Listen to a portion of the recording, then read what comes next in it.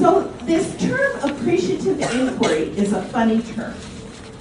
If I say the word to you, appreciate, what do you think of? Grateful, thankful, affirm, Great, respectful, gratitude, Acknowledge. positive, honored, welcoming. You like this word, don't you? If I were to say to you that a great work of art had appreciated, what would it mean? Increased It increased in value. Good. And why would that work of art appreciate? People want to buy it. It was special because of you. Because people value it, correct? That there's something about appreciation that increases a sense of value. Yes? Yes. Now, what about the word inquire? If I say the word inquire, what do you think of? Ask. Good. Searching. So it's more than how's the weather, right? I could inquire into the weather, but usually if I'm inquiring, I'm learning. I'm trying to learn something. I'm studying it. So there's a kind of rigor to inquiry that goes beyond simply asking questions, yes? Yes. So if you put those words together, you get a sense of this term, appreciative inquiry. Off to the right, I've given you a definition. And I'd like to talk about that definition. We say that in one of the books that Diana and I co-authored called The Power of Appreciative Inquiry, we define appreciative inquiry as the study of what gives life to human systems when they're at their best. I want to say this again. The study of what gives life to human systems when they're at their best. Now, there's a few parts of this that I would like to call out. The first is, it's a study. It's not about the answers. It's about the search. Okay? It's about the intention to go underneath and understand. Second, it's about the study of what gives life. We like to understand a lot of things. In the business world that we work in so often, people like to study problems. They like to understand the root cause of failure about things. That's not what we study. With appreciative inquiry, we study what gives life, what gives joy, what gives hope, what gives vitality, what brings out the best, the basic goodness in a situation or a person. Now, the next piece is, it's the study of what gives life to human systems when they are at their best. Now, we know that all of us being human are not always at our best, correct? So, what we believe, what we know from research, is that in studying the system when it is at its best, we learn ways of replicating that. We learn ways to help the system be at its best more frequently. An example I would give, I have a daughter, she is now 18 years old. When she was younger, when she was in grade school, my daughter brought home a report card one time. And the report card marked her down in the area of paying attention. Now, I'm sure she's not the only child that has ever had this issue. My daughter is very what is called high-spirited. That's one way of putting it. She has a lot of energy, she's very social.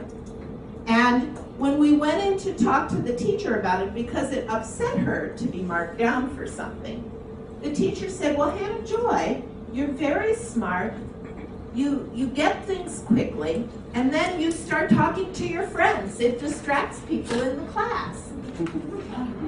And he said, if you would just be still and be quiet, other people would be able to get the work as well. And as we were leaving, he said, would it help you, Hannah Joy, if the next couple of weeks, every time I saw you distracting, at the end of the class I would let you know. And she said to her teacher, Eric, you know, that might help, but what might help me more is if I can make it through a class without distracting anybody, that you would tell me that. She said, I don't know what it is about compliments. Once I get one, I just want to do it over again. Now, this was a fifth grader's way of talking about the importance of studying what gives life when we are at our best. That there's something that we learn by studying when we are at our best that's hard for us to take in when we are studying problems. So let me give you an example from a business setting, but it's a good example because it tells you something that may apply to your order.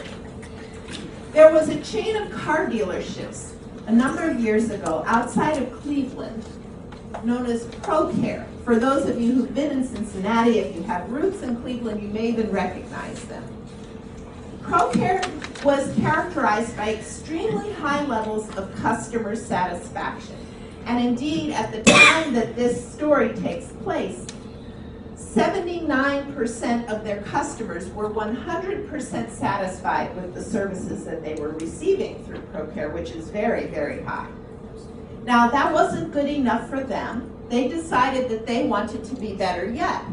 So they hired some consultants to come in, and the consultants went out and they did interviews with the 21% that were not happy to find out what they were doing wrong and what they needed to do to improve so that people would feel good about them. Seems like a reasonable approach, right? So they went, they did these interviews, and then they put it all together in reports and charts and graphs, and they put it up in the break rooms, and they did some customer service training programs to help people in the areas where there were problems. And 6 months passed, they resurveyed, and lo and behold, the results had gone down. That instead of improving through all this focus, the customer satisfaction had actually gotten worse. And there was a lot of hand-wringing and upset about this. And what happened was, fortunately for them, one of their general managers was a student at Case Western at the time, in the Weatherhead School, and he was studying this process, funny process called appreciative inquiry, and he came back to his colleagues and he said, did we even talk to the 79% of the people who were 100% satisfied with us? And they said, well, no, why would we do that? They're already happy. And he said, but do we know why they're happy? Do we know what it is that we're doing so well that they are 100% satisfied with us? Oh my goodness. They had forgotten something very important. So what they did was they started a new study. They decided that they would explore what they called the outstanding customer service experience. The root cause of success is another way to put it. What they were doing right when they were doing it right. And they sent employees out to talk with customers. And they sent employees out to talk with employees at other locations. And they studied best practices in other companies in areas where they knew where they were deficient. And they did all of this in a very short period of time. I remember years ago that I spoke with a man who had been a mechanic at ProCare when this was going on, and I asked him what it was like. And his response was that there was an explosion of energy in the organization when they began this. There was an explosion of energy. He said everybody was abuzz with ideas, with insights, with excitement about what could happen in the future. Now, 8 months later, they resurveyed, and as you can see on this slide, 95% of their customers were 100% satisfied. Now, why do you think this might have been? They were engaged. They were complimented. It was like my daughter. There's something about a compliment makes me just want to do things over and over again. They knew what they were doing right. There's something about this. If you think about plants, when we put a plant into a dark room that has a sliver of light, what does it do? It grows towards the light, is what it does. It turns around and grows towards the light. Appreciative inquiry dusts off the light. It dusts it off. It opens the shade. It says, here I am over here. This is where we want to go.